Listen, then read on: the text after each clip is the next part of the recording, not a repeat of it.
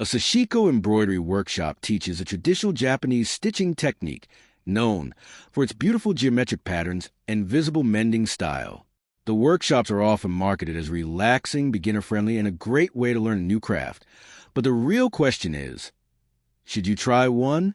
Now, to be fair, Sashiko is a genuine centuries-old embroidery technique, and workshops can be an excellent introduction for beginners and experienced crafters alike.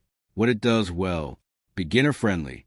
Many workshops require little or no previous embroidery experience. Relaxing hobby. The repetitive stitching can be enjoyable and mindful for many people. Where the hype falls apart. You won't master Sashiko in one session. This is the biggest issue. Learning clean, consistent stitching takes practice. Workshop quality varies.